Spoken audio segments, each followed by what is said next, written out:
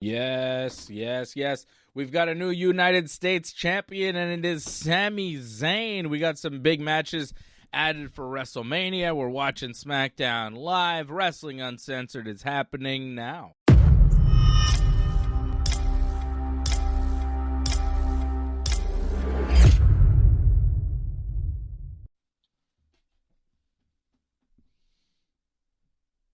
Right now.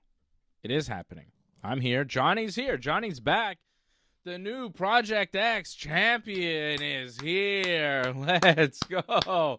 Johnny, first of all, congratulations. You were not here last week. You were kayfabing me. You weren't telling me what was going on. I thought you were kayfabing me, but then your phone died. So it was actually just your phone that died. But you had to go wrestle. Was it a last-minute booking? I didn't understand what was going on. It was kind of last minute-ish. Like, I think I told you, there's a little bit revealing stuff here, but I think I told you after the show we did last week, like, probably won't be there. Right. I wasn't 100% sure. I was only pretty much sure the day before I left that, like, yes, I will be needed, and I was definitely needed because originally I wasn't even going to be in a match, and I ended up actually having a whole match instead of just like, because I had the briefcase, right? The whole like cash-in briefcase. I had the X Factor briefcase, which is like Money in the Bank, so I could basically cash in whenever I want. Yeah. And the idea was there was supposed to be a match between Sin Cara, not the Mystico Sin Cara, but the Hunico Sin Cara. He was going to wrestle Marty Scurll for the Project X World Championship, but Sin Cara didn't get across the border. Oh. So the whole idea for the cash-in didn't happen. I mean, it happened, but just not the way, would have been originally thought, where cash in after a match or something. I actually just cashed in the sense that Marty came out with a promo saying, oh, Sin Cara's not here. So then I came out, and then we wrestled. So, yeah. Wow. A little bit different how it all went down, but positive result in the end. Fantastic experience and moment, and incredible. Wow, so you beat former member of the Elite, Marty Scurll, to become the new Project X World Champion. I have to say, like, in Massive. terms of, like, matches I've had, like, over the years, like, it's the match that definitely stands out the most. Like, in terms of, like just the experience. Like, it's just such an incredible feeling to be out there. And then when you lock up and then you start going back and forth, and it's like, whoa, this is totally different than what I'm used to. Like, to wrestle someone like you say, like an elite member, like he's an elite wrestler. To wrestle someone, it's totally different than what I'm used to. So it was quite an amazing moment that just added on to it. Of course, the world title's in the line. Fantastic. I love it, man. I'm very happy for you. I'm glad, and I'm happy you're the new champion. You're going to be the champion for a long time out in Sudbury for Project X Wrestling. You've been wrestling there for a while, and now you're on top. You're on top. Well, this is the start of year 3. I started there in 2024. So, started year 3. Not bad. Be world champion, 3rd year in. Like, I didn't expect that, honestly, at first. Like, because I got the world title shot, like, 2nd match in. So I thought I was pretty much just thrown in there to face the champion, and I'll be pretty much done after that. I thought it was pretty much a 2 or 3 show deal, and that's it. But it's gone much better than that. And the fans there, it's incredible. How they just have taken to me. It's just, it's overwhelming, really. It's like I'm their hero there. I am their hero. I'm not like, I am their hero there. So that's awesome. It's amazing. You see, like, little kids like dress up as me, and like people with the face paint as me, and like little girls want to dance with me after the show, and I'm holding babies afterwards. Like, wow, I'm truly am like their hero. Yeah, that happened. There's photos out there. I'm sure if you look it up, you'll find it. You're the baby face. Which is crazy, because like that wasn't even the original idea. Like, I go in there, I smash people, but they love that. So they just, we went with that. That's awesome. Maybe that's what Randy Orton should do, possibly. Well, that's very exciting news. Congratulations, John. You're my favorite wrestler, so always happy to see you have success out there. And, we'll keep promoting your next matches and everything. Do you have another booking you want to promote now while we're at it? Well, next time I'm back in Sudbury will be May 9th. And they haven't announced my match yet. They did announce that Marty Scurll will be wrestling Paul London on that show. Wow. So that's a pretty big match. Yeah. I think originally that was going to be a title match, but I've changed that. So we'll wait and see what happens. I'm sure I'll have my first title defense on that show. Pretty exciting stuff. I love it. I saw that picture of you with the belt. I was like, whoa. He won the belt. I didn't realize you beat Marty Scurll for the belt. That's crazy.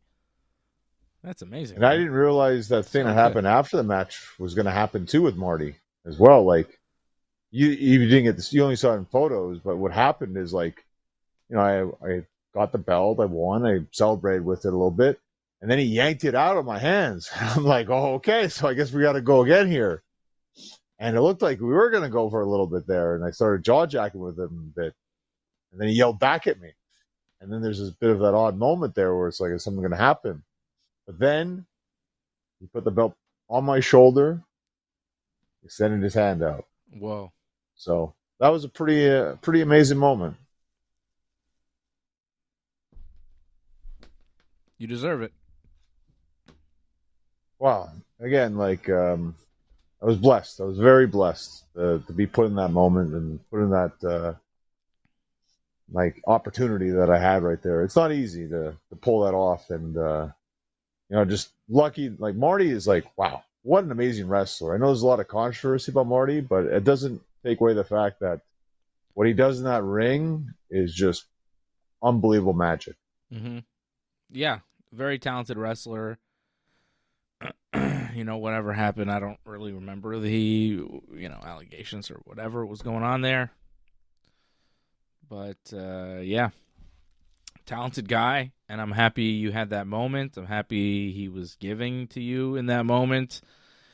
And, it's definitely something well-deserved for you, John, because, it's a long drives out there. It's, you're not making millions of dollars doing these shows.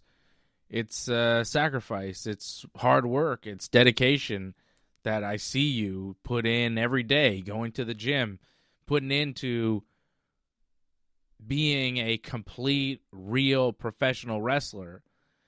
And, it's nice to see you get the credit you deserve once in a while, because, we're watching WWE, we're watching this big TV wrestling, and some of these people are making millions of dollars, and their lives and everybody they know and their families' lives are all set. They're good. And some of them are in that position with millions of dollars, and they've never sacrificed and dedicated to the business of pro wrestling like you and so many others have, grinding on the indie scene and, for years. And the difference between somebody like you and somebody in the WWE, there isn't one. It's just a matter of right place, right time, right person saying the right thing about you in the right moment. And that's the difference a lot of times. And the more I watch wrestling, the more it's very clear that, just because you're in the WWE doesn't make you better than somebody who isn't, And, a lot of these a lot of wrestlers are able to get big moments and big money, and a lot of people on the indies, their moments come here and there, and I'm glad to see you get one of those moments, because the life of a professional wrestler is not as glamorous as people think, because they see the wrestlers on TV and they think, wow, it's arenas sold out every night. But for most pro wrestlers, it's what you do. The real business of pro wrestling is what people like you are doing out there, driving a lot, making 10, 12-hour road trips, staying in hotels that aren't 5-star hotels, not making huge money. But once in a while, you get these moments where you're appreciated, and there's a crowd that appreciates you, and there's some money being made, and there's some championships being won, and there's some respect, and there's some, kind of bigger name wrestlers giving you some respect and some good matches. People that are at your level that can really keep up with you, because a lot of times I know you're wrestling people that just aren't as good as you, because that's the nature of pro wrestling and indie wrestling. But you're able to get in there with a guy who is, a high-level wrestler like you are, and you're able to create some magic, and that's what you experience, John. And I'm happy that you got to do that, because you deserve it. I know you. I know how much you put into it. I know how much you care and you sacrifice. So, as your friend, I'm super happy for you. And, we love you, John, so I'm happy. I'm happy you got that. Thanks, Dave. I hope one day to bring the belt back to Montreal. It's a very heavy belt, so there he is. Yeah, I was signing the autographs. That's before I won the championship, though. That was the show before, I think. Okay. Still, just randomly signing just shows autographs. Just look at you signing autographs. Yeah, it's crazy. I know. Most people don't sign autographs, John. You're a superstar. Well, again, just in Sudbury, it's really just taken life of its own right there, where I'm kind of, again, like I said, I'm their hero, and it just, I take a lot of honor and respect for that they've allowed me to be their hero, pretty much. Well, these are big moments, and I believe that you should appreciate the big moments, because they don't come all the time. That's why they're big. Well, again, I'll bring the belt to Montreal one day, and we'll have a good time with it. You'll see how heavy it is. It's the heaviest belt I've ever held before. Wow. Nice. I would never want to get hit with that belt. They kept it. You can't. You don't have it. They don't let you take it with you. I carried very light on this trip, because it was very much last minute, so I didn't want to over exceed my bag and destroy my bag, what I had in there. So, and next time I'll be more prepared to have man. Kids want to see the belt. Well, maybe we'll come around. Don't worry. I plan to defend that title many times over. So yeah, to come by the house with the belt, man. Show the kids. And warmer times too. Like, that was another. Oh my goodness, that was the craziest part about it. Sudbury got hit with a terrible snowstorm, like 6 feet of snow by the time we got there. It was like pitch white before we got to Sudbury. Wow, it was horrific. Thankfully, we were okay, but I know a lot of fans couldn't even make the show. Like, I think they had like 500, 600. They usually have 700. Wow. God, the weather was so bad. Like, one lane for some roads. It was horrific. But again, that's the life on the road. You do crazy stuff sometimes. Yeah. That's springtime in Canada, I guess. Let's hope it gets better. Let's hope April is just rain, hopefully. Yeah. Well, there'll be some snow. Then some rain. We're watching a match right now, John. It's Giulia and Tiffany Stratton. Is this for the U.S. title, or is this just a match? I think last week you guys said it was for the title. I feel like they've only said this is a match, and this is more for Tiffany to prove herself to get a title shot, which will probably be at Mania, I think. Yeah, I think you're right, because I don't see like a title graphic. I just assumed it was for the belt because Giulia is a champion. Right. So, why not? And she's wrestling Tiffany Stratton. Why would Tiffany have to prove herself to get a U.S. title shot? Last year, she defended the world title in against Charlotte Flair at WrestleMania. The world title. Well, the runner-up of the Rumble and Elimination Chamber, of course they have to prove themselves over and over and over again. Why? Yeah. Because they were clearly not good enough to win both those matches, so you got to prove yourself again. To challenge for the U.S. title, you got to beat the U.S. champion? The U.S. title? Come on. Tiffy time. I don't understand what this is. They did just announce a match for WrestleMania, John. We have an announced match. Breaking news. New match announced for WrestleMania. It will be Jacob Fatu versus Drew McIntyre in an unsanctioned match. What does that mean? It means there's no disqualifications, pretty much. You're going to brawl everywhere. And it's unsanctioned. So the WWE is not sanctioning it. They'll put it on their show, They'll advertise it. They will. They'll do everything like any other match, but they're going to say it's unsanctioned. I don't know. Why not just call it no disqualification? Like, I don't know. I always preferred no holds barred. Yeah. That was the best. Yep. Unsanctioned is just like, all right. You're putting this on your biggest show of the year, a match you don't sanction? We want nothing to do with this match, but we were putting it on WrestleMania. Whatever. They're doing it. It's a match that makes sense. They have to do it. It's fine. It's basically another way of saying lights out match, right? Like, it's not a match that's going to count towards their records or anything, and it's because it's going to be too violent. They want anything to do with it, kind of thing. So that's it. I think Jacob's mad about it, though. I saw an interview with Jacob where he was talking like he wasn't super happy that this was his match at WrestleMania. I think he was hoping for something with Cody, something with the title. Because the way he was talking, he was like, all right, Drew, whatever, I respect him, but like, I'm winning. I have to win, and I'm going this way, and I got momentum and this and that. And he seemed like disappointed that his match was just him and Drew at Mania. He seemed not too thrilled with Drew. Yeah, that was a rough little bump there from Giulia. Oh.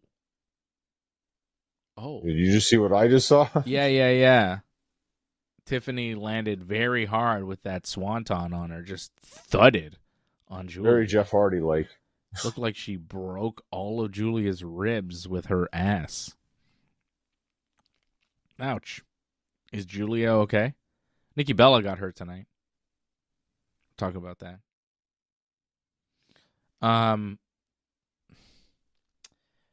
Yeah, I don't know. I feel like Jacob Fatu wanted to be involved in a four-way match. I think Jacob Fatu was maybe thinking he was going to be involved with Cody and Randy, and it did kind of look that way for a while. And now, obviously, Definitely not. Well, that was a reversal? I guess it was. Yeah, she got her knees up. 1, 2, 3. Really? Oh. That was the finish? Yeah. That's Kiana it. James providing a distraction while Tiffany was on the top rope. It slowed her down, allowed Giulia to slightly recover, get her knees up when Tiffany went for the moonsault, and then Giulia, with a small package, covers Tiffany for the 3 count, so Tiffany doesn't earn her shot at WrestleMania. Surprising. Okay. Yeah. So Jacob and Drew is going to be interesting, I think, for that reason, just like how they're going to book it. I feel like Jacob's going to go over because he's mad. I mean, He's the talking way about, like, I don't care. They can release me. I don't care. He was mad. Did you not see that interview he did? I don't know who it was with. Some guy. I don't know. It sounds a little bit more in character. He's not afraid if he gets fired or something. Like, I don't know. That doesn't sound... Like, I understand being upset. I mean, you were in the world title scene, and now you're on the outside looking in, kind of thing. That's kind of a disappointment going into the biggest show of the year. Yes, but I mean, this is still your first WrestleMania match. It's still a big deal, I think. And you're going to wrestle a former champion, and you're more likely going to win because I feel Jacob's lost pretty much all his matches since he came back, which is very rare. So I think he's going to get a big Mania victory. Jacob Fatu wrestled LA Knight and beat him last year at WrestleMania. Won the U.S. title. This is his second WrestleMania. Second WrestleMania. Still. I don't know. I think he might be a little bit mad. And you go back to Saturday night's main event here. He had that match with Cody Rhodes that never really got started, and they never resolved that. He winds up costing Cody the belt and then costing Drew the belt, yet Cody then moves on to Randy, and Drew just sticks with Jacob. Even though, like, Drew could be mad that Jacob cost him the belt, sure. But Jacob also cost Cody the belt and was the reason why Drew won it in the first place. Also, Jacob and Cody never really got resolved. Drew and Cody got resolved big time. They wrestled a bunch, and Cody beat him, and it was obvious, and it was over. Drew never beat Cody clean. Cody beat Drew clean. And then in the end with help from Jacob. But, like, Jacob, I can understand being a little bit mad because he's seeing his booking, and he's like, okay, well, me and Cody were kind of 50-50, and we never had a resolution here, and you would think that we would have a rematch, and now all of a sudden I'm in the title scene, I'm costing the champion this, I'm costing the champion that, then whoops, me and Drew are out of the whole thing, and it's Cody and Randy, the guy that's been in how many big WrestleManias? And I think the WWE was kind of like, yeah, Drew, Jacob, let's just go with Randy. Randy's a safer bet. Randy, Cody, safer. And I think a lot of us went, yeah, that is safer. But if you look at it from Drew and Jacob's perspective, you go, well, I'd be mad. And the way Jacob was talking, he sounded like real mad, not in character mad. I don't know. All right, again, though, like, to get this kind of opportunity, it's pretty big. I don't think he's going to just throw it away and get angry and do something like he's going to regret later. Like, I highly expect he's going to take the most of this and have a good match where it's going to be crazy. It's going to be very violent, more than likely. So I expect some crazy stunts in that kind of match. I mean, if you look at the WrestleMania card, they don't exactly have any of those, like, salad dressing kind of matches. So that match can really stand out. Who do you think goes over, though? Oh, 100% Jacob, because, like, he's lost. Like I said, I don't think he's won a match since he came back. Yep, I think you're right. I think he does. I think he should. That match now official for WrestleMania, an unsanctioned match. Jacob Fatu and Drew McIntyre. Sami Zayn won the U.S. title tonight in controversial fashion, beating Carmelo Hayes with some help from Trick Williams. Trick tried to punch Sami because Sami had punched Trick backstage. Trick trying to return the favor. But he missed, hit Carmelo. Sami turns around, hits Carmelo with the haluva kick, 1, 2, 3. Sami is the new U.S. champion. So Sami was told backstage before this that he had no path to WrestleMania. Nick Aldis didn't think that he was going to make it to Mania because he'd been losing so much, and he had just told Trick Williams, at Nick Aldis, that Trick was going to WrestleMania because he's Trick. Didn't tell him what he was doing, but he told him, you have a match at WrestleMania, okay? And then he's like, Sami, you don't. And Sami's like, well, I don't know. Hold on a minute, player. And then Sami changed the game, and Sami became U.S. champion. So I guess Sami will defend the U.S. title at WrestleMania now because there was a whole big thing about Sami and Mania and this and that, and then Sami wins the title. So Sami versus Trick, or Sami versus Carmelo and Trick, or Sami versus Carmelo and Trick and Ilya Dragunov because he's always there for some reason.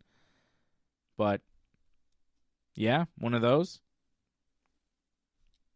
Well, they had the promo backstage. Aldis made it official. It's Sami versus Trick for the U.S. title. No Carmelo? I from what I saw or heard, like, yeah, I didn't hear that. I just heard one-on-one. It's brutal for Carmelo and Ilya, who've really been just kind of holding up that whole title and division for the past several months on SmackDown, eating up time, having good, solid wrestling matches that no one cares about. But still, especially for Carmelo, who's been the champion for a good chunk of the year, to just leave him out of that match and out of WrestleMania, do the switch like 4 weeks out, take the belt off and put it on Sami, do a thing with Sami and Trick and be like, Carmelo, sorry, we got nothing for you. It's kind of rough for him, but, whatever. It's not like if Carmelo Hayes is not at WrestleMania, I'm going to say, hey, how come they don't have Carmelo booked on this show? You know? I don't need him on the show. I don't need him on SmackDown. He hasn't made an impact. I feel like Trick has made a bigger impact in the short time that he's been on TV. And Sami Zayn, of course, he's a veteran. He should be at WrestleMania. So I'm not mad at it. I'm just stating the fact that you could see that Carmelo has held up the division and done a lot of, solid work and not really getting rewarded for it. I feel in the story, though, it's kind of rough for Carmelo because it seems like... It's official. Sami versus Trick for the U.S. title. Official. They just put it on a graphic. Sorry, go ahead. Well, like, in the storyline, like, going into SmackDown, like, it was Carmelo versus Trick because all this said, Sami, you don't have a match. Trick, you do have a match.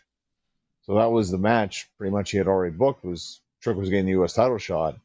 It's just Sami changed it where now he's the champion going into it. So, I mean, that's awesome what Sami did if you think about it in terms of the story. And again, it sucks for Carmelo, but you're right. Sami should get the shot, I think. Or should be on Mania, I think. Yeah, I'd rather Sami than Carmelo. If it's a choice between them. Like Angelo says, you can't please everybody. I agree. I agree 100%, Angelo. You can't please everybody, and you don't want to overload a card by having everybody and anybody on it. Because then everybody's on the show, and the show's really long, and everybody gets an entrance, and it takes forever. 100%. Becky Lynch versus AJ Lee made official this week for the Women's Intercontinental Championship. A lot of matches just getting added onto this card. Drew McIntyre versus Jacob Fatu. Sami versus Trick. AJ versus Becky. Oba versus Brock is official. Jade Cargill versus Rhea. Cody versus Randy. Stephanie Vaquer versus Liv Morgan. And CM Punk versus Roman Reigns. 8 matches official so far. Over 2 nights. I could see 2 to 4 more added. Maybe 8. I don't know. Could be more than that, right? What do you think? Total? Maybe 7 per night? 6 or 7? Yeah, I could see 6. 6 a night. Mm-hmm. Makes sense. So 4 more matches that they add? Yeah, that makes sense. I could see that. Women's tag title match is probably going to be on that. 100%. We had some development in the women's tag title division tonight. We had the Bella Twins getting a win over Alexa Bliss and Charlotte Flair after Lash Legend punched Alexa Bliss in the face. Nia and Lash attacked everybody after the match. Well, one of the Bellas, Charlotte and Alexa, Nikki Bella, was outside the ring getting tended to by the doctor because Nikki, quite obviously, at some point during the match, hurt her leg. I don't know what part of her leg, ankle, knee, whatever, but Nikki was limping around there. Her left leg was not moving right. So I don't know what Nikki's status is, but she was hurt in the match. I don't know if it affected the end of the match because the finish was a little abrupt. She did do a promo afterwards. She did do a backstage promo with her sister after, but I don't know what that means. She was hurt, right? I like that photo above me now. That's a pretty good photo. Look at that. That's cool. Nia and Lash attacking, and then Lyra and Bayley came out for the save because Lyra and Bayley will have a tag title match coming up Monday night on Raw against Nia and Lash. And then all the baby faces were in the ring. Nikki wasn't there, but Brie was, and Charlotte was, and Alexa was, and Lyra and Bayley. They were all there, kind of looking at Nia and Lash. And then it was like, hey, there's like 2 tag teams and then 1 Bella Twin. Where's the other Bella Twin? And Nikki was just outside the ring. We didn't see her. And commentary didn't even say anything. They weren't like, where's Nikki? They were just like, whoop, guess nothing's happening here. And then at one point, Brie kind of went to Charlotte. And then Charlotte just pushed her over. And I'm not sure what that was. Did Brie tell her to do it kind of last minute because maybe Nikki's hurt, do something else? I don't know what that was. Or maybe that was just planned because they're trying to build like the animosity among several tag teams. The push from Charlotte on Brie afterwards was a little weird because it was like all baby faces standing together and Charlotte going like, actually, not you, Brie. Shouldn't push Bayley. You know what I mean? I guess they were just in a match with them, so there's that. But I don't know about you. I really wasn't looking forward to watching that match. Charlotte and Alexa against the Bellas. I love the Bellas. I know. Yeah, the finish was crazy, though. Lash hit Alexa right in front of the ref. Right, yeah. I was going to say, this match was an absolute mess. Like, there was no disqualification there. It should have been like a DQ immediately. There was outside interference. The ref saw it. Like, you could see the ref looking at Lash, hitting Bliss. And you're like, okay. Yeah, I know. I'm well aware of what happened here and how, pathetic I know this you'd match be mad about that because you hate when that stuff happens. But that, even for me, where I'm more lenient, I was like, yo, the ref sees that. They're not even trying to distract the referee. I just think in this match, they just, I don't know, it wasn't that they weren't trying. It just felt like it just wasn't good. And honestly, I think that was the best they could pull off, sadly. I think they had the idea of let's distract the referee, but they couldn't pull it off. Maybe. I don't know. It wasn't great. I'm not going to argue with you. But in the end, we have this weird screwy finish where the Bellas win. So they're contenders, I guess. Yeah, but in the promo, they just said that, you guys go to the back of the line. It's like, what? I feel like it's going to be a 4-way. So we're going to have the Bellas, Charlotte, Alexa, Bayley, and Lyra, and Irresistible Forces. Yeah. That's it. For the tag title. What about the Kabuki Warriors, though? Asuka was all upset about what happened on Monday. I think they're going to do maybe Asuka and Kairi, or Asuka versus Io with a Kairi on a pole match, custody of Kairi. I don't know if I'm looking forward to that. That's what I would do, Kairi on a pole match. Well, I don't know. Some sort of match between Asuka and Io wouldn't be so bad. Winner gets Kairi. Yeah, more of a singles. I don't know if this is on a pole or... Yeah. But however, I don't know. I don't know if the Kabuki Warriors get involved in that match. Maybe they do. I mean, you could toss them in there, but Io seems to be involved in something with Kairi, and Io is so good. She's a person where I'd be like, well, how come Io's not on WrestleMania? You know? 100%. Yeah. There are certain people right now that don't have matches for WrestleMania, and I'm kind of like, well, what are they doing? And Io is one of them. Asuka is another. So, Io versus Asuka at WrestleMania is really not that bad. I think it'd be a killer match.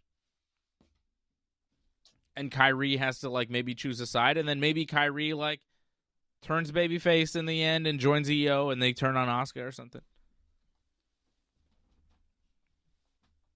I would hope for her because Kairi's kind of just been the side little thing where the stupid joke at the end all the time for it feels like close to a year now. So there should be some sort of payoff to that. So Mania would be a time to do it. Asuka and Kairi have been doing this thing for so long. Asuka's legit. She's very good. Io is very, very good. She has no direction right now. She did a little backstage there with Kairi. She's always been involved in the Kairi Asuka thing. I think they could do a match there. If not on Mania, then the Raw after Mania or something, It might not make the actual show, but I think a big match resolution between Io and Asuka is in the works. But I do think that Io should be on WrestleMania because she's Io Sky. She's one of the best wrestlers in the WWE. She's, I would say, in my top 5. People to And watch, it is matches surprising. to watch. Io is incredible. For her not to be on WrestleMania is very surprising. So she should have a match, and that makes a lot of sense. Like you said, like I like to see it. Hopefully not, like you said, on a pole or anything like that kind of match. Yeah, but I mean, a stipulation wouldn't hurt. I think it might. I think it might be a little ridiculous. Yeah. Like if Kyrie's a special guest referee or something, and they have to make Kyrie like Yeah, Asuka that yelling takes away at Kyrie. from it. I don't think it would be good. All the emotional, like I don't know who to choose. You know. I don't know. Yeah, I think you're right. But like maybe just a post-match thing where Kyrie, like maybe Asuka's about to cheat, like use some sort of weapon, and Kyrie takes it away from Asuka, and then Io beats Asuka. And then Kyrie is finally broken free from Asuka, you know? And they That have a type of moment like that. That's fine. Not a whole match of that, though. No. No, but Kyrie's ringside and she stops Asuka from doing something bad. Costs Asuka the match, you know? I could see that. Don't put her in. No, don't put Kyrie in like a Shark Tank or anything like that. That's not going to work. I have a question. What is a jacked body guy like Zack Ryder, Matt Cardona doing wrestling in a t-shirt right now? What's the deal, Matt Cardona? Why are you wrestling in a t-shirt? Didn't Randy kind of get the upper hand on him, so he didn't really have it? Well, he's still wearing it. Like he had a chance to take it off. He's had many chances to take it off. No, he ran in first. Cardona jumped in. He slid in the ring to attack Randy. Oh, no, Randy there, ripped it Randy's off. starting to There rip you at his go. shirt. There we go. I was surprised. Yeah, I was like, Cardona's like really jacked. He's like a gym guy. He's all about the gym. I'm surprised he's wrestling in a t-shirt. You would think that people would make fun of him for that. But Randy's ripping it off. To add Randy, that's why he kept it on. So that was nice of him. There you go. Now Randy's mad. So Io, I think, is somebody that should be on WrestleMania. A couple other people that don't have matches so far, LA Knight and Gunther. What's up with that? Well, it's tough for LA Knight because I think originally it was supposed to be Brock, and that's not happening now. And now he's involved in the whole thing with the Usos, who also don't have a match. So you're in a rough spot where you're dealing with guys that aren't in Mania matches. The Usos is another weird one. I mean, they're in the mix, though. They're more involved in the Roman Punk story than anything of their own. Something with the Vision. I mean, that was interesting what happened on Raw. They could continue that. Yeah, they had a match with the Vision, right? They did, Right. and the Vision won. They did. Oh, by disqualification. Because Jay Still, went nuts. victory And over Jimmy was tag upset. champs. Yes, they still did get a win over the tag team champions. That is true. Was Gunther even on Raw? Oh, I don't know about you. I haven't seen Gunther in weeks.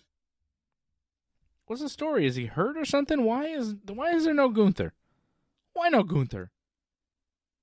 Again, I think with the whole Mania matches switching up, I think that may have screwed up him too. So it's like maybe they had an idea for him, but now that got switched. So now he's on the outside looking in too. Maybe they'll just throw in LA Knight versus Gunther because there's no other options at this point for the both of them. Apparently, the report is from Fightful that Gunther was supposed to wrestle Rey at Mania, which I thought was going to happen, right? Didn't I say that? You suggested that, yeah. Yeah, because Dragon Lee cost Gunther a big match at one point, didn't he? Well, no, because he took the mask off, right? And you said he had to defend him for the mask. No. But Dragon Lee also got involved when Gunther had some sort of big match. It wasn't the Rumble. It was something where Dragon Lee cost Gunther in a big moment. Oh, the Elimination Chamber qualifier. Right. Yeah. which was Gunther's path to the world title. Dragon Lee cost him that qualifying match, which made me think, okay, they're starting something with Dragon Lee and Gunther and Rey probably for Mania. But the word is from Fightful Select that Rey has a rib injury and he may not be available for Mania. And that's why we haven't seen Gunther, because they're not sure if they have an opponent for him yet for Mania. That makes sense. Sucks for Gunther. Sucks for Rey. He's hurt. Well, this is the second year in a row for Rey. Like right before Mania, gets another injury and misses Mania. That's really unfortunate. Yeah. Well, I think that tells you that maybe this should have been his last Mania, and if he can make it, he should probably retire this year and let Gunther do it. A good send-off for Rey would be nice, though. I mean, I agree with you. Like they should give him something, but don't just let him, fade away at this point. He's got to have something now. Why not just join the list of great wrestlers like AJ Styles and John Cena that Gunther has retired? Just join the Hall of Fame list that Gunther's putting out of their misery. Matt Cardona has just lost to Randy Orton. Randy, of course, beating Matt Cardona in the main event of SmackDown. And here comes Cody Rhodes arriving on his bus. Shows up to SmackDown with only 10 minutes to go in the show. And now 2 security guards telling Cody not to come to work. But he pushes them away because he is a WWE wrestler and he should probably be on SmackDown. So he's walking directly to the ring because he figures he's got to do something. Also, Randy's in the ring. He knows this because he's been watching on TV like us. Although we've been watching on Netflix. He watches on TV because he's in America. We watch in Canada on Netflix. I tried to watch baseball on Netflix the other day. Wasn't on Netflix. It was on Netflix in the States. I saw the Usos. It's on Sportsnet here. Very confusing. Yankees won 7-0. Yankees played again today. They won 3-0. Yankees are 2-0 so far this season, which is good for me. And Cody's still walking to the ring. Still walking. It's a long walk. Yeah, bro. What a march. We are watching Cody Rhodes walk to the ring. He's walking. He's scowling. Oh, my God. A guy just walked out of the bathroom behind Cody and walked away and went like this. Was that... Did you see that? Was that planned? I saw it. I saw it. He I just don't think walked that was out of planned. a bathroom, walked away, went, ugh. Like, was that like, you know what would be really funny? If we had a guy walk out of the bathroom and go, ooh, that stinks. Or was that like, was that real? Yeah, I don't think the guy knew he was on camera, the way that looked. Yeah. Because Cody's just walking through a very long hallway. This is really long and awkward right now. Yeah, Cody's just walking to the... Couldn't Randy just leave at this point? Like, he sees Cody come into the ring. Oh, now Cody's talking to Jelly Roll. Jelly Roll, who beat Kit Wilson tonight on SmackDown. Hunchback Jelly Roll won, yeah. Got to give it up to Kit Wilson for walking Jelly Roll through that thing. Walking? You're talking about, like, carrying him through the Great Sea almost in that one. Like, Jesus. Held his hand, tried to keep him steady. Oh, Randy now. Wilson. Randy attacking 2 random security guards that have come to the ring. I don't know why they're in the ring, but Randy's attacking them.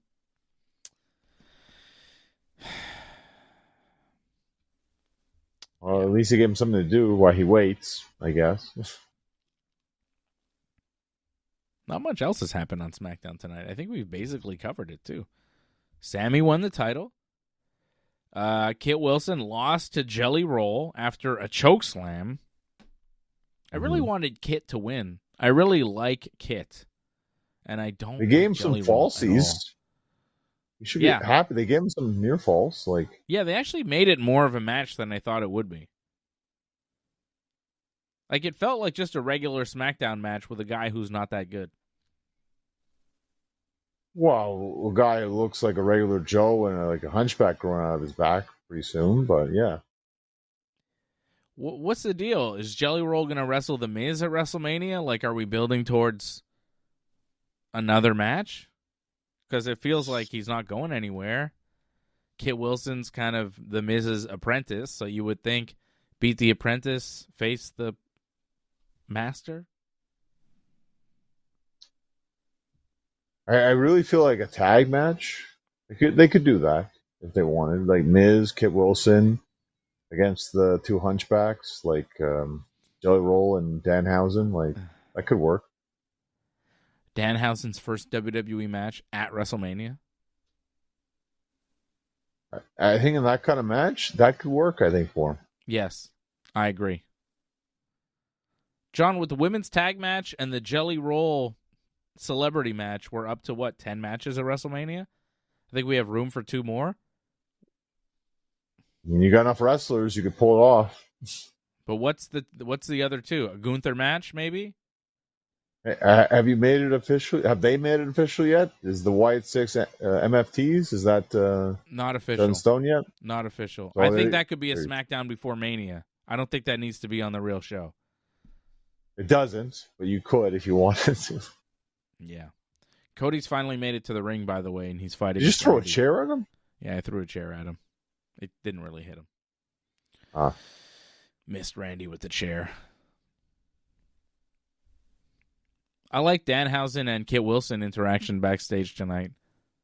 Kit Wilson about to say, Danhausen, you are, and Danhausen stops him, and he's like, you are cursed.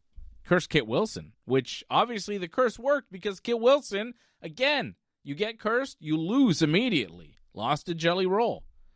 I mean, he lost to Jelly Roll. Had to have been the curse. I mean, it's selling it. And that's good for that. I honestly thought R-Truth was funnier, though, with his promo, with the whole Judgment Day thing. I thought that was kind of hilarious. Yes. Truth was backstage with Damian Priest and then Rhea Ripley and Jelly Roll, and he thought it was the Judgment Day reunited. And he said Liv Morgan was going to be really mad because Dominic Mysterio was here with Rhea Ripley. He thought Jelly Roll was Dominic. See, like, he threw Randy into some security guards there. Yeah. Use Randy as a battering ram against these security.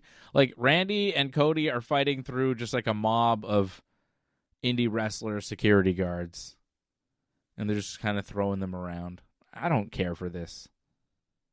Like, is any of this interesting to you at this point? I just want to see how it ends. Like, what are we getting off the end of this? I mean, he let them bloodied. I mean, he's got to do something. Probably an RKO, honestly. Well, I would think or Cody they needs just to get more pulled revenge. apart. Randy's fallen. Cody's standing. But they're in the corners of the ring, being held by security. It's just, oh, here comes Randy attacking Cody. He's broken free. Just this nonsense, back and forth, fake fight. It doesn't have real intensity. They try to create this intensity, and it's just not really there.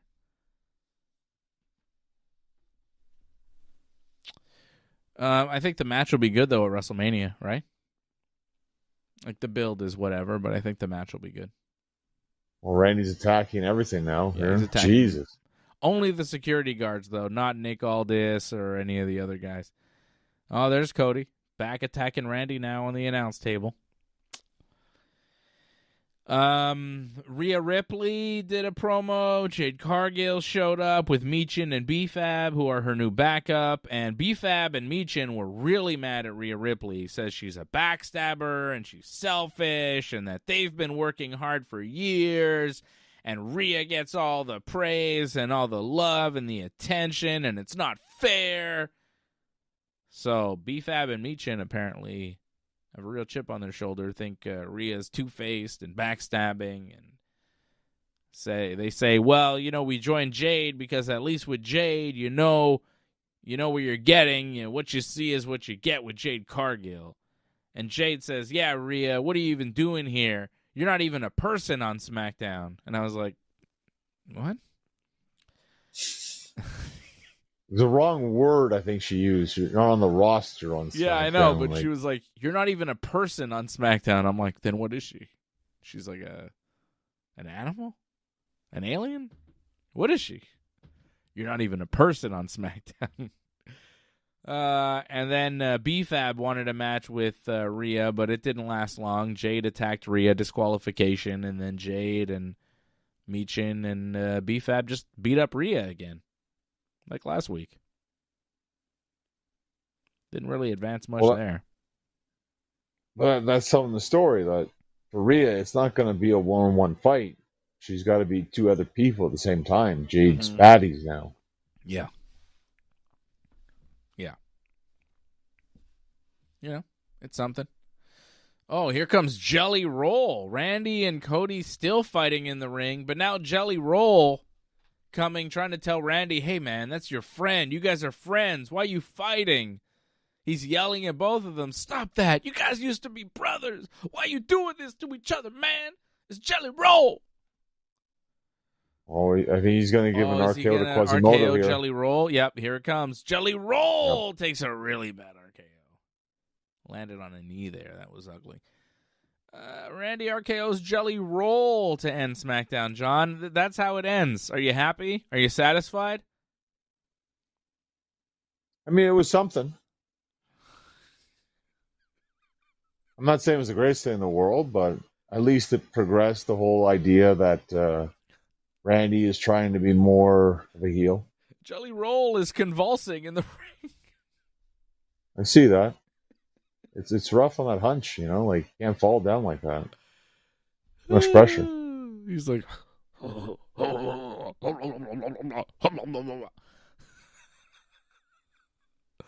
what is he doing?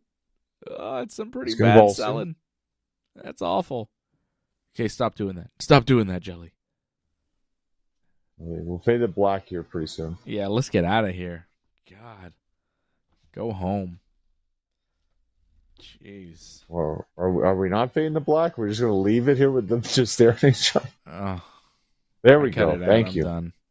I quit. I quit on SmackDown. Well, that's SmackDown, John. And we covered it all. We've been through it all. We've survived it all. A lot happened. New U.S. champion. New matches made for the U.S. title. Sami Zayn has his match for WrestleMania against Trick Williams. Who would have thought Sami Zayn would have a match booked for WrestleMania before Gunther? Surprise. And Jacob Fatu versus Drew McIntyre, unsanctioned match made official for WrestleMania. So, 2 matches made for Mania tonight. That's something.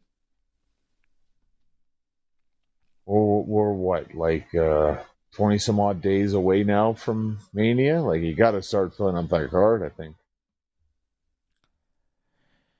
Yeah. Well, I think they have, like we said, like we expect 2 to 4 more matches added, if not a few more. And, I mean, we could easily make those matches, right? We could book them. They're booked. You've pretty much done it already. And it's going to happen over the next week or so, or 2 weeks, I would think. We'll pretty much have a full card, I think. They have 3 more weeks of TV. Yeah, they'll figure it out in the next week or 2, I think. Raw at Madison Square Garden coming up on Monday. Pretty good. It's funny how that got booed, and Bailey mentioned like the Race Arena. That was so funny. They're in Boston. Bailey's like, next week we're gonna get a tag title shot at the world's most famous arena, and people in Boston are like, boo, that's in New York. We know what you're talking about. And Bailey's like, oh yeah, whoops. We're gonna win the tag titles. How about that, guys? And they're like, yeah, all right. Whoops. Yeah, that was you can't talk about going to New York when you're in Boston. It's not a good move. They don't like New York. Well, I think anyone would be like, "Oh, this is the greatest place." So we suck, you know. Like, I think not just that. Well, she said the world's most famous arena. She's not saying right. know, I mean, it is the world's most famous arena, Madison Square Garden. You know. I mean, there's a lot of history there, and you can't deny what it's done in wrestling. Yeah, it's tremendous, but not everyone's going to like that, where it's like, okay, they get this great stuff and we don't. We get to hear about the great stuff coming. I can understand when people get mad. Well, you're just a Red Sox fan. You're hating. Ball game over. Yankees win. The Yankees win. Paul Heyman wearing a Yankees tie on Raw this week in Boston. Love it. Love it. What a heel. Talking about Boston, how he hates it. Fantastic. And when he went down, like, it was quite the reaction for that. Yeah. Yeah, they liked it. Seth Rollins hit Paul Heyman after Heyman said some mean things to Seth. And then Seth got arrested. Yeah, that was a little stupid, though. Like, apparently he put the restraining order on him, and Seth only found out about it that night or something. So that's how it all came into effect. It was kind of weird how they try to justify all that, but okay, all right. And also to explain why they can't touch him or anything, or he can't take anything physical. It's just the cops grabbed him and that was it. Yeah. Is he gonna wrestle? It's gonna do something. I don't know what in terms of a match, but wait and see. Yeah. I don't know who he wrestles. Like, is Logan Paul going to wrestle at Mania? Is it going to be Logan Paul and Austin Theory against the Usos? I mean, well, why not just have Logan wrestle twice? You could do it. Unnecessary. Does Penta defend the Intercontinental title at WrestleMania? Yeah, but against who? I can't think of anyone that really stands out right now. That's why I don't think he does. I think Dominic Mysterio wrestles Finn Balor at WrestleMania, but with no belt on the line. Just a match. Is that not official yet? I'm surprised it's not official yet. It is not. You would think it would be, right? Yeah. So that's another one. Oh, I think that's, to me, that's pretty much a lock, I think. Yeah. Right? It has to be. I mean, I've been seeing this for most of the year that match is going to happen, so there's no way it doesn't. Yeah, Finn got involved in Dom's match this week against Penta for the Intercontinental title, Dom's rematch. Then Finn beat up Dom after the match. Like, it's going to happen. I don't know why they haven't made it official yet. Dom versus Finn for nothing. And Penta, I don't know. I don't know about Penta. I don't know if he's at WrestleMania. Even though he's the Intercontinental Champion, I just don't really see a match for him unless they do Penta Gunther. Like, if Rey's not ready, they don't really have anything for Gunther. Would they do Penta Gunther? Like, if Rey is not wrestling at WrestleMania, I wouldn't do Gunther versus Penta. I would give Gunther some kind of promo and then, like, a confrontation with a legend that they can pull out. Where Gunther, like, beats up some legend of the business. I'm not sure who. Maybe Shawn Michaels. Maybe The Undertaker, Just, or maybe a legend, a few legends lay out Gunther. A few of them team up and beat up Gunther or something, but I'd rather not. I'd rather one comes out, be like, hey, stop talking about all these people, stop talking about Cena, and then Gunther just whoops his ass. Could be Stone Cold. I mean, I don't want to see Stone Cold come out and get his ass whooped, but, somebody. Chris Jericho. That'd be cool.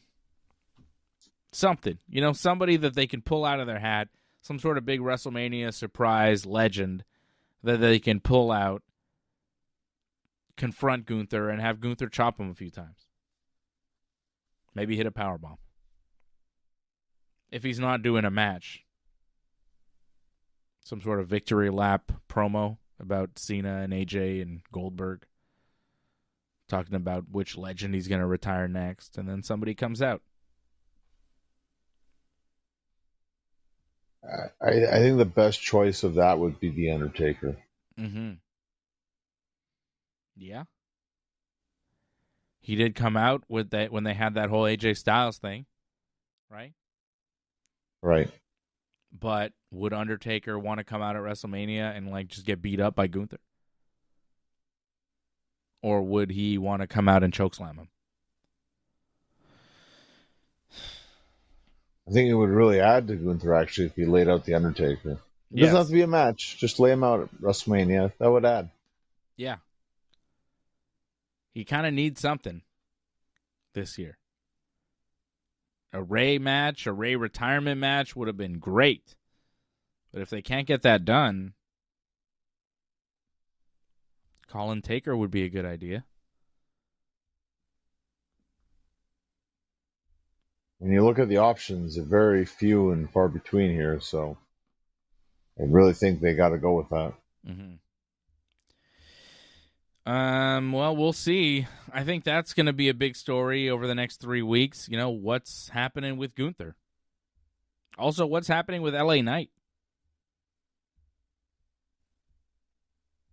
He seems to have very, he's got no direction. He's just, he exists, but that's about it. It's weird because he's over. You would think he'd have a spot. Well, I figured he was going to have a match against the Vision in some capacity, but obviously injuries screwed a lot of those plans, so just got to make the best they can. And they clearly have an idea, whatever the hell they're doing right now with the Usos and him, so see how it all unfolds. Maybe he'll get a partner to face the Usos at WrestleMania. LA with somebody against the Usos? Well, because there was a bit of friction, right? Yeah. So, it's possible. But who? Oh, well, that's tough. I mean, they could just get someone random, Javon Evans kind of thing, I could see something like that. Yeah. There were rumors that LA Knight was going to wrestle Brock Lesnar. Brock, of course, going to wrestle Obafemi at WrestleMania. Paul Heyman cutting a promo this week talking about all the people that Brock defeated at WrestleMania. He says, when Brock conquered Undertaker's streak, did anyone come and get revenge? No. And then there was other guys that came and tried to beat Brock, and he name-dropped Goldberg, Braun Strowman, Dean Ambrose, Bobby Lashley, AJ Styles, and John Cena. Which is interesting because, the crowd popped, obviously, for the Ambrose name because he's John Moxley in AEW. Bobby Lashley also in AEW. Braun Strowman not in the WWE anymore. Neither is Goldberg or AJ Styles or John Cena. But, Heyman mentioning some interesting names there. One name he didn't mention that went up against Brock over the years at WrestleMania, Omos. They want to keep forgetting that Omos match, I think. I think they want everybody to forget that happened. Maybe against Obafemi, they really want you to forget because it's like, wasn't he like a big, giant Nigerian guy who fought Brock at WrestleMania? Haven't we been down this road, a similar? No. We've never done this before. This is a fresh thing. We've never seen this. A guy bigger than Brock who's from Nigeria. They've never done this before. Wait a second. But I think Oba's got more of an upside than Omos. Although Omos, not the worst. Getting better. But Oba is like there. Oba's ready. But I thought it was funny that Heyman mentioned all sorts of guys, but wouldn't mention Omos, who I think is still technically a WWE contracted guy. I don't even know. Oh, no, not technically. I'm No? almost positive he still is. He is, right? But he doesn't. Yeah, where is he?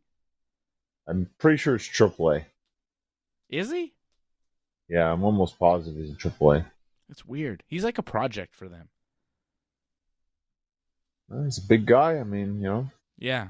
he might turn into something. They sent him to Japan, too. They've sent him places to, learn to wrestle.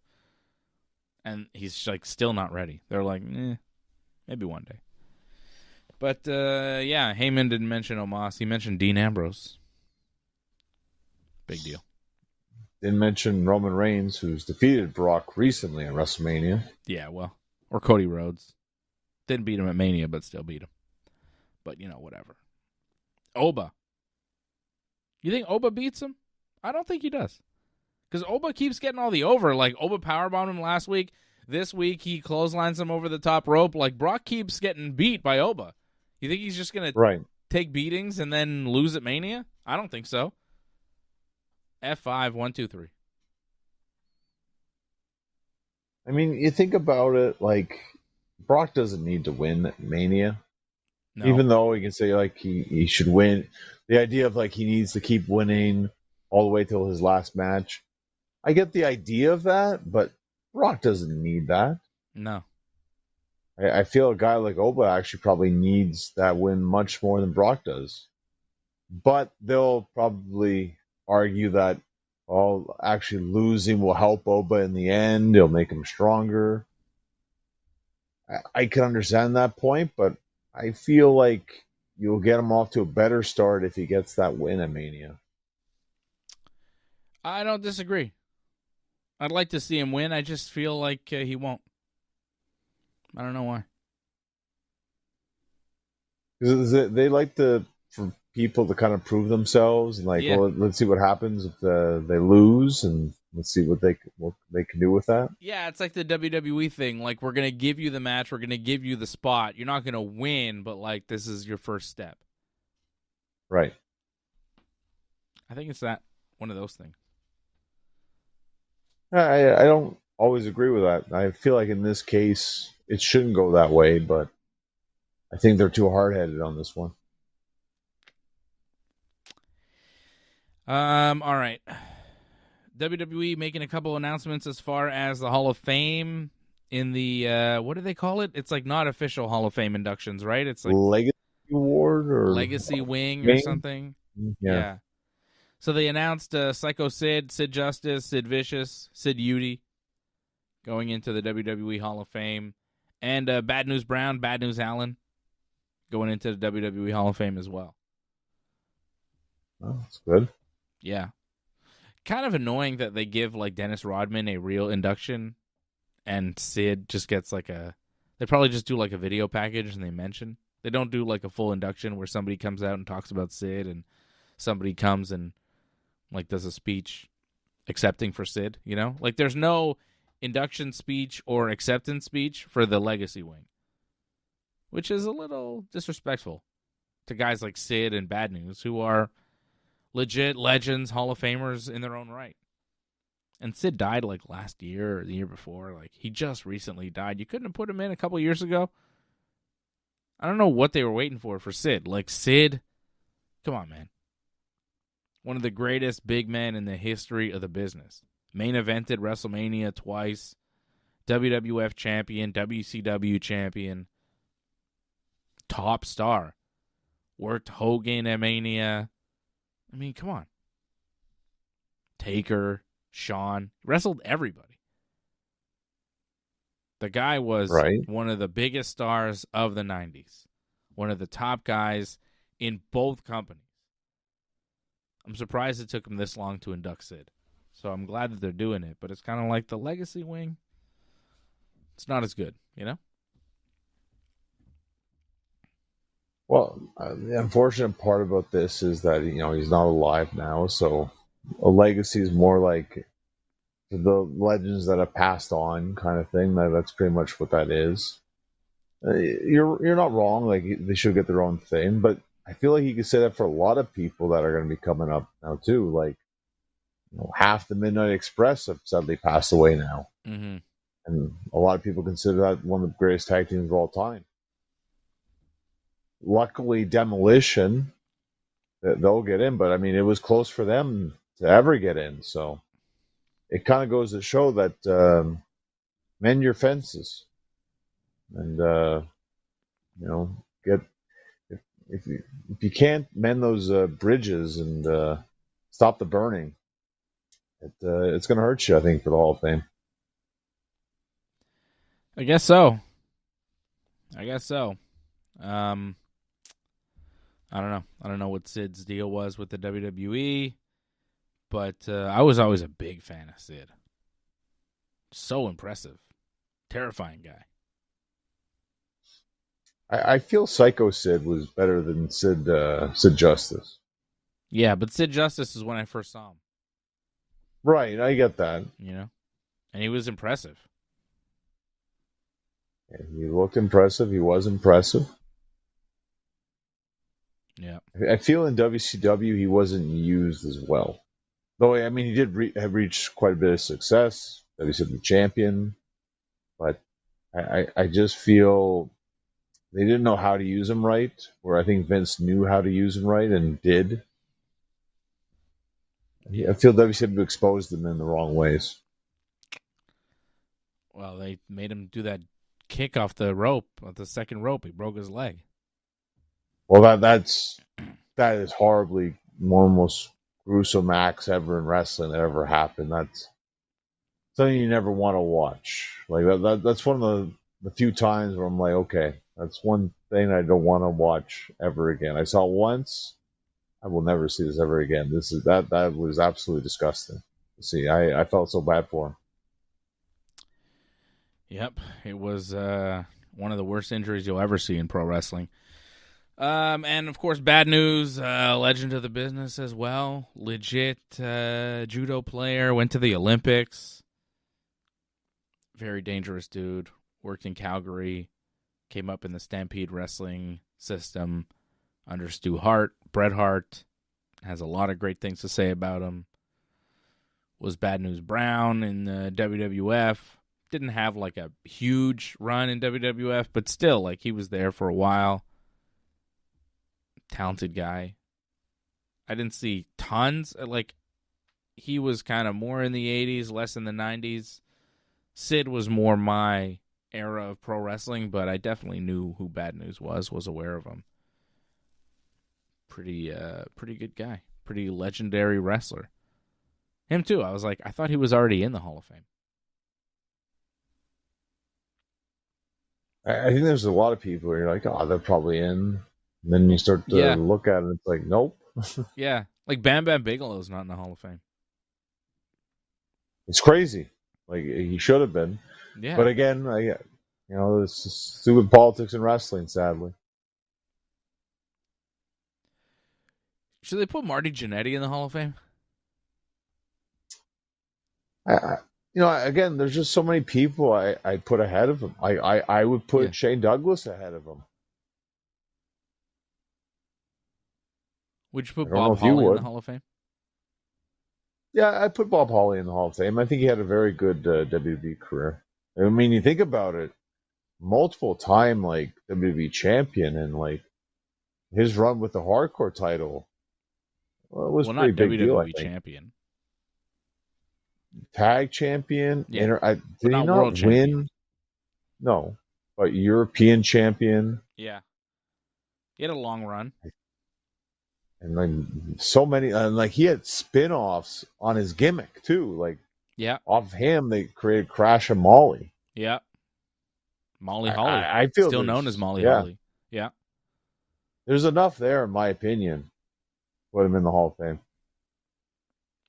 Yeah, it's guys like that. You throw out there, and you're like, hey, what about this guy? What about that guy?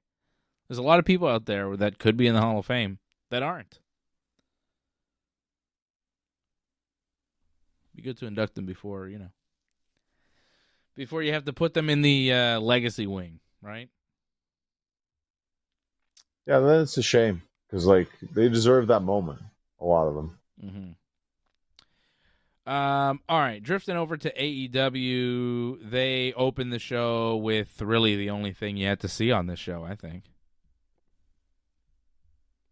Yeah, I won't disagree with you on that one, but it's kind of ridiculous how this wasn't the main event, that match. Like Omega, like given the stakes involved in Omega versus Swerve, and I understand they had the promo thing afterwards with MJF and Omega, but I mean the stakes in this, like it was hard for anything else you to really care about because that was the biggest match. Yeah, it was a pretty excellent match too. Best wrestling match I saw all week. I think that their first one, they had was better, but this was still good. I mean, don't get me wrong. And it was the best match easily on Dynamite this week. Probably the match of the week, too. I feel like this one had higher stakes, though. Sure. I was more but invested. I felt I really Okay. wanted Kenny to win this one because I was like, man, if he loses this, he's not the EVP anymore, doesn't get a title shot. He's got to win this match. He needed to win. And I wasn't sure he was going to. You know, AEW, they're screwy sometimes. Right. So I was happy he won. I was more invested in this match, and the match was just great. Really great stuff. Well, and to me, I thought Kenny looked like he was in very good shape. Yep. It looked like he was fast. It looked like a lot of his things he hit were very crisp. Like when he pops up, great for that fall through slam that he does. Like pops up and I think there's a moonsault right afterwards. Like the fireman's carry into the moonsault. Like he just does it to me like better than ever now. So to me, that shows me that Kenny is really on his game. Yep. And he's going to get the title shot at AEW Dynasty in 2 weeks' time in Vancouver. Kenny getting a title shot on pay-per-view in Canada. Kenny MJF. That's the main event. Should be pretty good. Does Kenny win? Does Kenny win?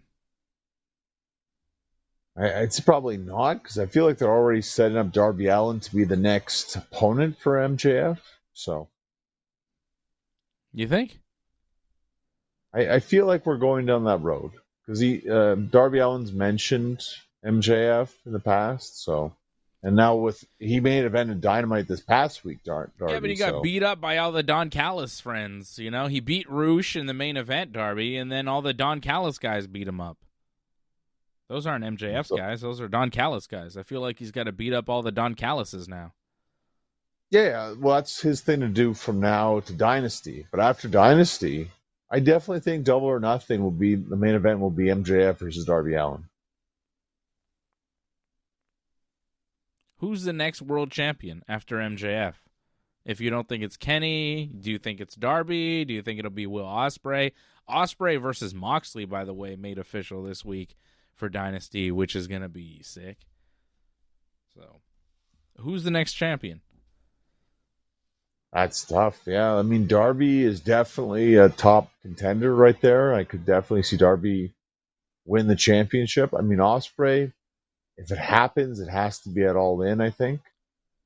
So that's a bit of a road to get there, August 30th. It's tough to say.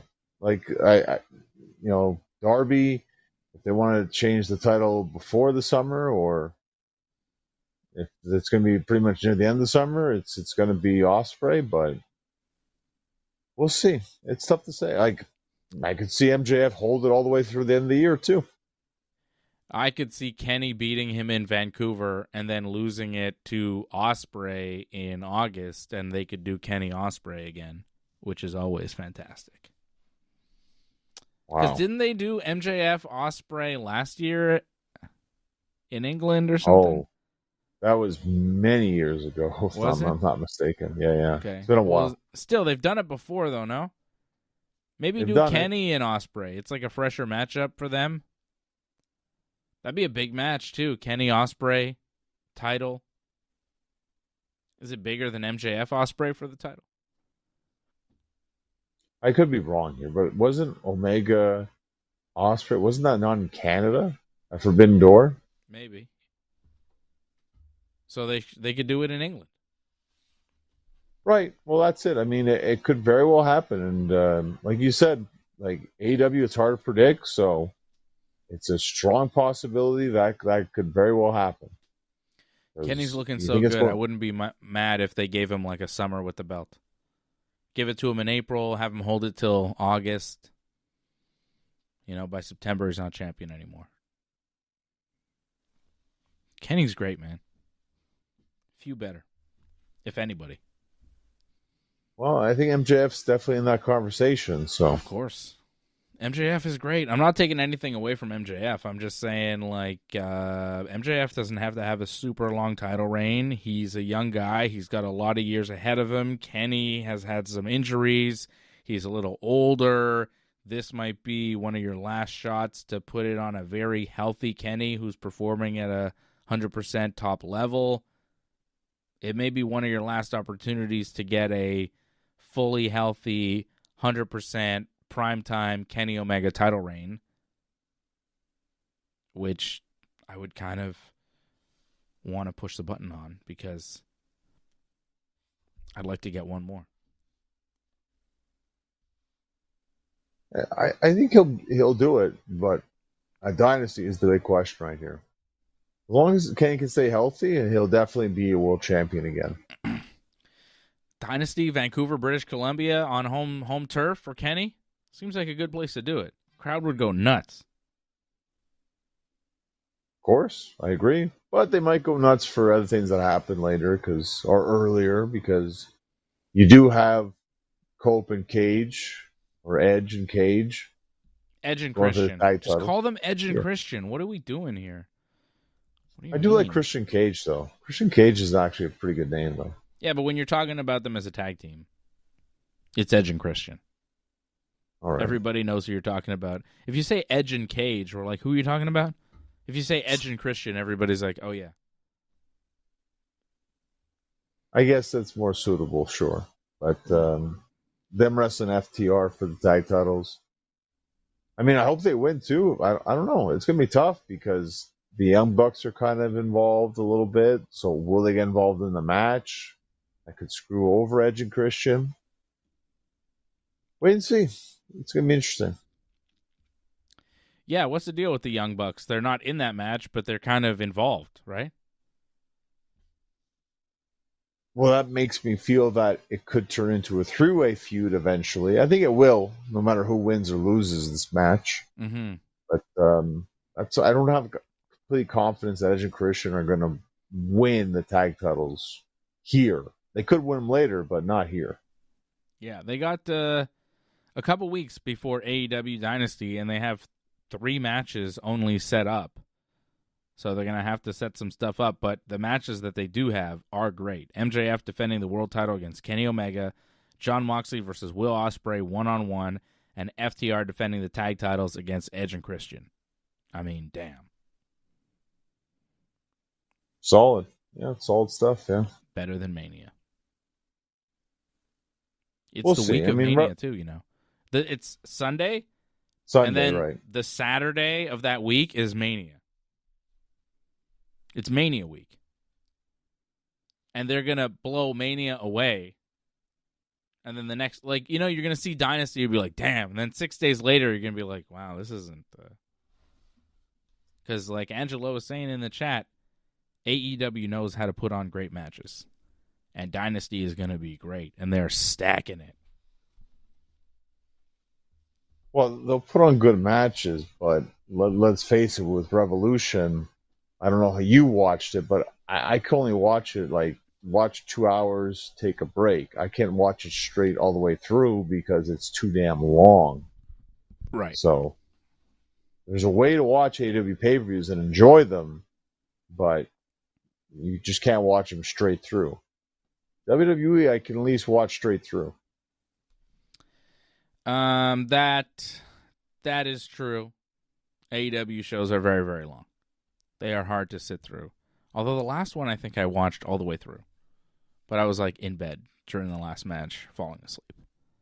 But I stayed up because I wanted to know, was Hangman going to lose? And then he did, and I was like, I should have gone to sleep. On a Sunday night? Yeah, I think that was kind of ridiculous of you. But yeah, well, I wanted to know, man. The Hanger. I wanted to know what was going to happen with the Hanger. What's happening with the Hanger now? He doesn't have a match for Dynasty. Well, we haven't seen him since, right? So. Right. He wasn't on Dynamite, right? I was kind of, like, I watched most of Dynamite, but I was in and out because the Yankees were playing at the same time, and I caught up with some stuff, but I didn't catch up with everything. So I didn't miss, like, a Hangman appearance, right? He just wasn't on the show. Did anybody say, where's Hangman? I mean, this was the return of MJF. We hadn't seen MJF since the Right. pay-per-view, so. Anyways.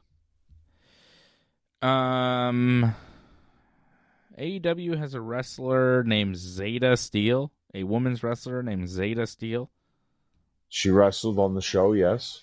Yeah, With Top Flight, if I'm not mistaken, yeah. Zeta is what my kids call their grandfather. That's what, little Jewish kids call their grandfather. He can't be called Zeta as a wrestler. It's weird.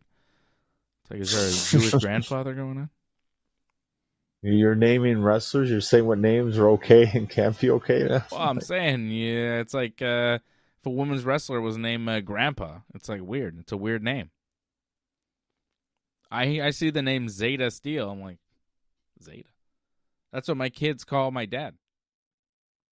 Zeta. Right. I should just start calling him Zeta Steel. See how he likes it. I don't think he'd like it. Anyways, they have a women's wrestler named Zeta, which I thought was funny. She lost. She teamed with... They all lost. Yeah. Trios match. She teamed with some people. Top and Flight. They lost to the Death Riders. She teamed with the Top Flight, right? And That's somebody right. else? No. No. Well, Christopher Daniels was in their corner. Right. Was it Top Flight? It was Top Flight. Dante Martin, Darius Martin. Yeah, I don't know. They're just in and out of AEW. I can barely keep track of who they are. Mike Bailey got a win over Rocky Romero. Good for Mike Bailey. He continues to win. Continues to have good performances on Dynamite. What are they going to do with Mike Bailey? They put him on TV. He's good. He's a trios champion, right? It's something. Yeah. It's good they keep showcasing him. He keeps having good matches on Dynamite, like singles matches. He had a good one here, and he had a really good one against Kyle Fletcher a few weeks ago. Right. Good showings for Bailey. Gotta shout out the Montreal talent, right? Talented guy. You've wrestled him? You've wrestled him. You know what's funny, too? I was looking over my cage match. Oh, I've wrestled him a bunch of times that I forgot about, actually. I've wrestled him like in a Beat the Clock match before, like. Weird. And then we had some tag matches. Like, I wrestled him at one point almost every week. It was crazy stretch where I was always wrestling him in different places. Is he fun to wrestle? Yeah, he's a lot of fun to wrestle. Yeah, he looks like he'd be fun to wrestle because he can kind of do anything. Well, and he always has a lot of great ideas, too. Like, that's a great thing with wrestlers that always have ideas. Like, it's tough when there's, I don't know what to do kind of thing. He always has a good idea what to do. Yeah. Yeah, because he's very innovative in his stuff. He's super athletic. I would imagine he'd be a good time in the ring because it's like, yeah, we can do a lot of stuff here. There's a lot of options, right? He's not limited in what he can do in the ring. So I would imagine as a wrestler, a talented wrestler like yourself, you get in the ring with him and it's like, oh, this is fun. Yeah, and again, too, because he can wrestle different styles, so he can really bring a lot of different elements. Like, not just, obviously, he'll do a lot of his high flying, but he can go toe-to-toe with a lot of people. His kicks are very lethal.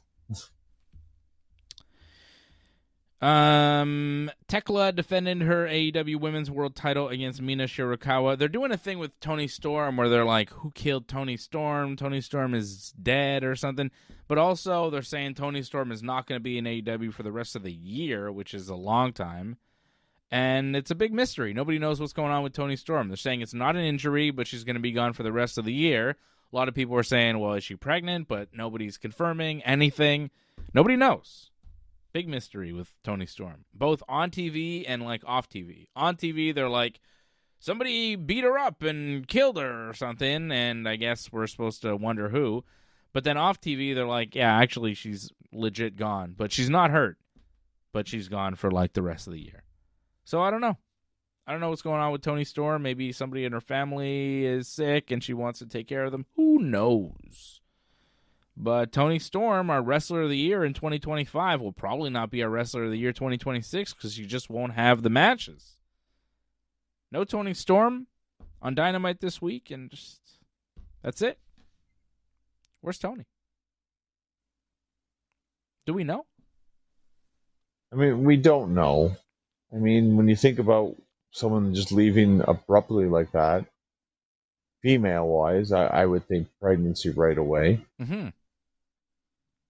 Then I would think maybe she's been in movies, so maybe it's a movie role or something, or movie roles, possibly.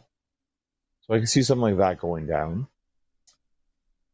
But again, it's a huge loss for AEW.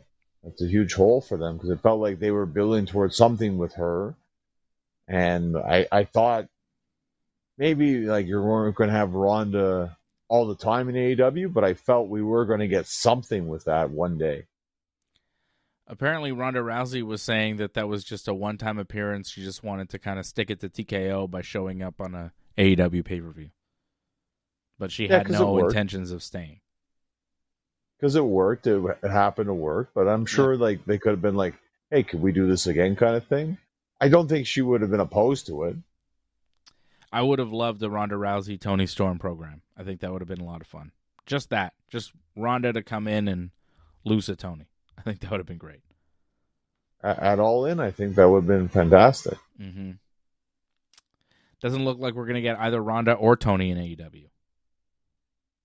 For a while. I wouldn't be surprised. I think we're going to see Ronda again in AEW. I'm not saying it's going to happen right away or something, but I'm sure it's one of those things where if it works out, she'll show up. And I have a feeling like that could happen again.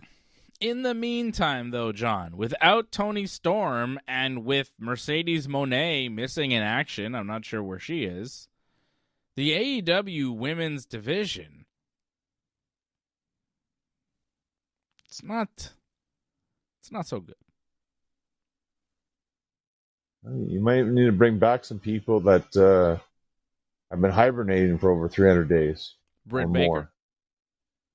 Britt Baker's one. Serena Deeb, I think, is another. I guess. Okay, all right. Well, I mean, she's not going to move the needle. I think Britt Baker moves the needle. Serena Deeb, I haven't heard a lot of people saying, where's Serena? I've seen a lot of people saying, where's Britt? You know? But yeah, Serena would help, for sure. But, you know. Where's Mercedes? Can we get, where's Mercedes? Like, with no Tony Storm, the division should be hers. Yeah, but Mercedes has more belts to lose, so that's what I think she's off doing. She's on a belt-losing tour now. Yeah. So she loses all the belts and then finally becomes the AEW World Champion when she comes back? I think I could see that. Yeah, sure. I'd like that. No Tony and no Mercedes, it makes the division seem like, okay, well, who's there? Tekla, Chris Statlander, Mina Shirakawa. Like, what are we doing here? You know? It's losing rough. Tony and Mercedes at the same time is like, woof. It really shows you that the division, you know, it really revolves around a couple of stars, and then everybody else is just existing.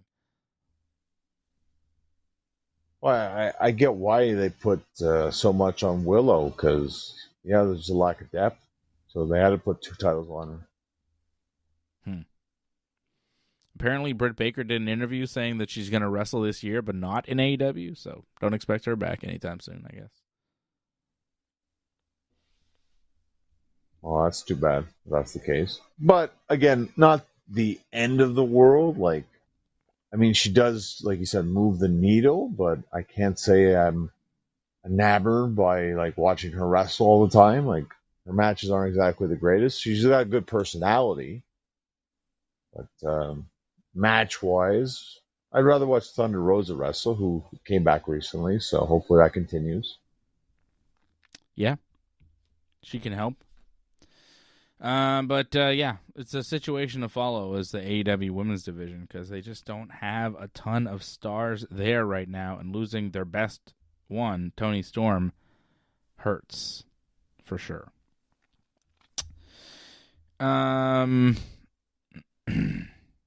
Will Chris Jericho come back to AEW this Wednesday on Dynamite in Winnipeg.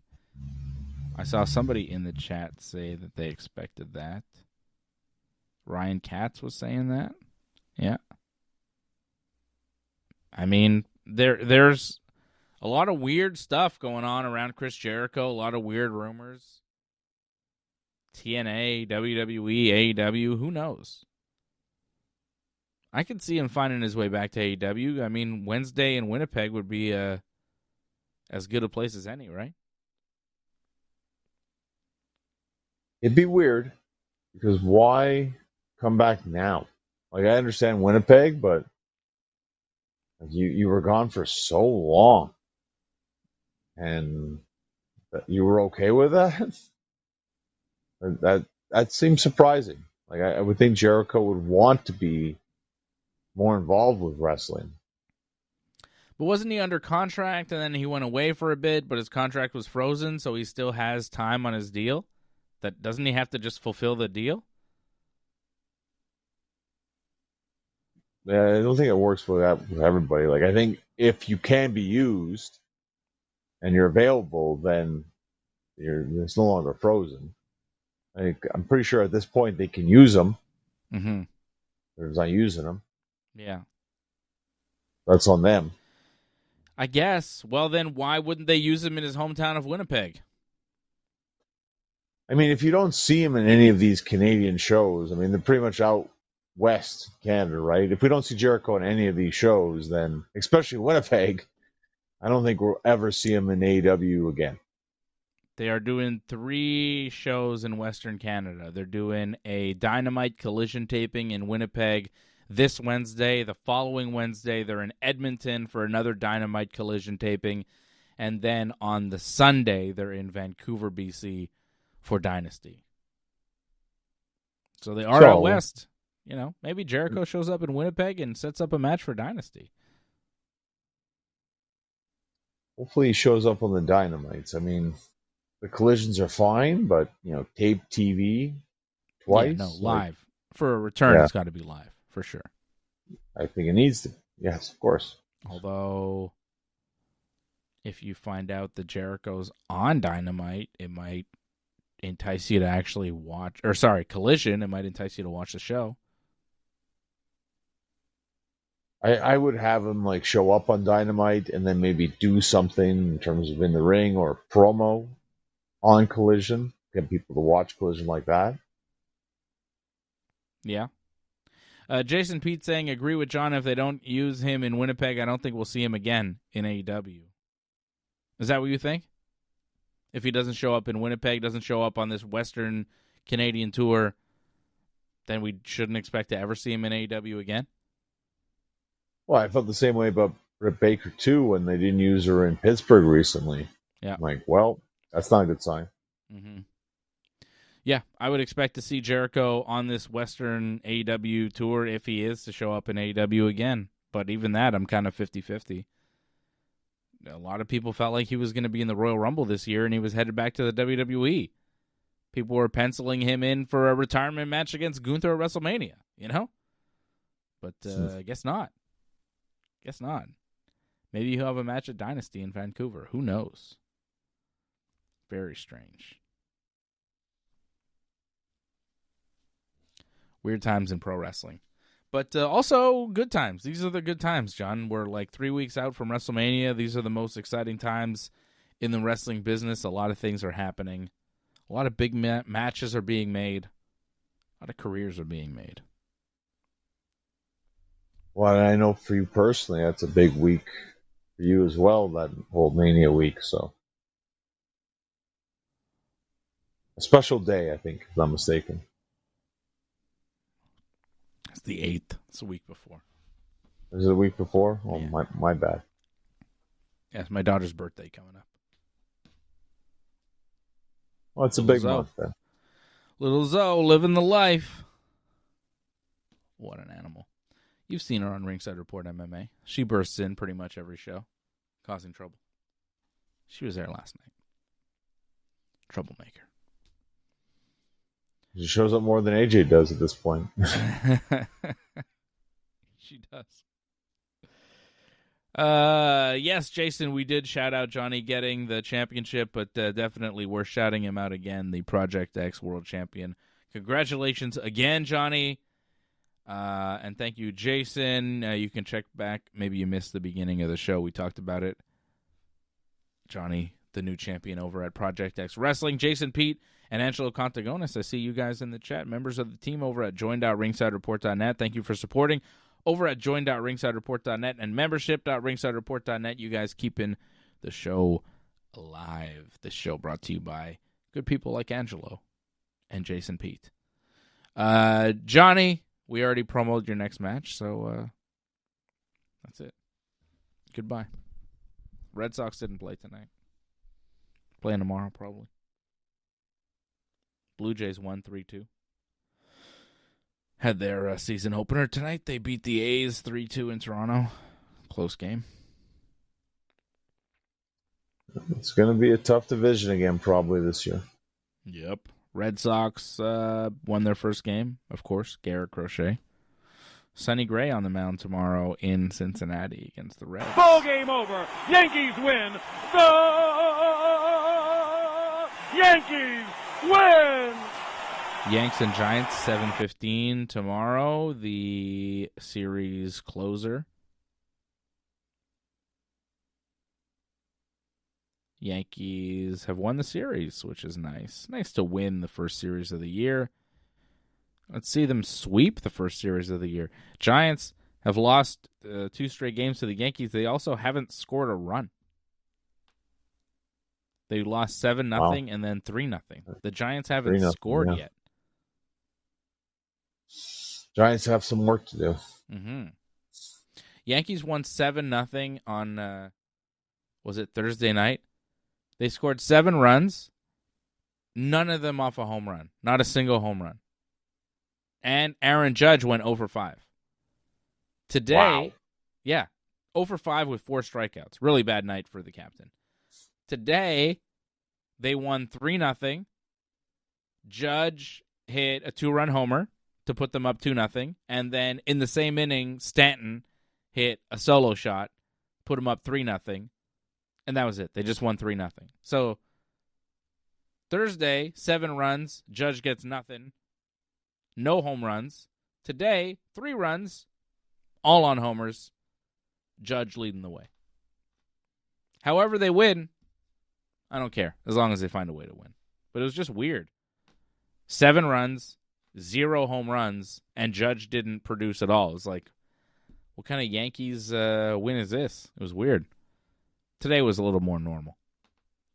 Judge and Stanton just hitting home runs. That's how we do it. I'd be happy with that. It just shows you that the team is good enough that they don't need to rely on Judge or Stanton to win all the time. Yes. This lineup is nasty. I'm seeing them in action, and I'm like, oof. I like this team. I like what we have. Got some good hitters. Let's see if that can hold up till July like last time. Yeah, it probably won't. But, like, it could. It really could. Like, I'm looking at it, I'm like, okay. Grisham, Judge, Bellinger, Rice, Stanton, Jazz. That's our top 6. It's pretty good. It's pretty good. It's like, oh, okay. This is nice. And then if you don't have Volpe in the lineup, you got Caballero instead. It's like, oh, all of a sudden there's some life in the lineup. Then you throw McMahon in there, and if he can have a little bit more pop than he did last year, and then Wells, who should be better than he was last year, like the lineup kind of turns around pretty nicely. Like their A lineup is not bad. It's not bad. It gives me some hope. I shouldn't have it. I don't want it. I'm pushing the hope away. But it's like, oh, okay. There's a possibility that this team could be really good. The problem is the Jays and the Red Sox will also be very good. The Orioles will probably be good too. So it's like, oh, as good as the Yankees may be, the other teams will also be good. So it'll be, I think, very tough the whole way through for all the teams. I think the Red Sox, the Jays, the Yankees and possibly the Orioles too will like be in it all year, and it's gonna be like, oh, who's gonna win? I think it could be a division where like 2-3 games separate first and fourth. And the big thing is you got to win within your division. I mean, you can have a good record against all the other divisions, but make sure you have a good record against your own. That's what hurt them last season. Which the Yankees rarely do. So that's what cost them the division last season. Yes. May cost them the division this year too. The Jays are good. The Red Sox are good. You know?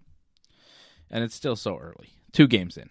So not even 2 games for most teams. Jays just have 1. Red Sox just have 1. So it'll be fun to see baseball. I'm happy. The baseball season has begun. I'm excited to see Major League Baseball again. We're back, baby.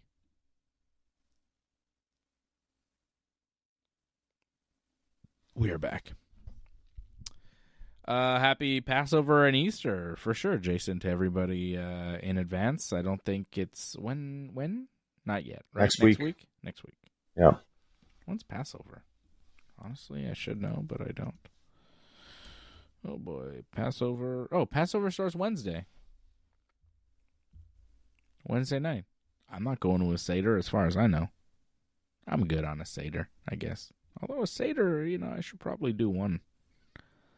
Seder, baby. Are we Sedering this year? What's this story? All right, well, happy Passover, happy Pesach to everybody, and happy Easter next week. We'll give you a shout-out for the Easter, too. Thanks, everybody. We'll see you again real soon, right here on the Ringside Report Network. Thanks for sticking with us to the end. We would really appreciate it if you could help us spread the word. You know the drill. Hit that subscribe button. Flip those notification switches. We are an audience-supported network, so consider becoming a recurring supporter at membership.ringsidereport.net. Check out our website at ringsidereport.net. Hope to see you again next time, and have a good night.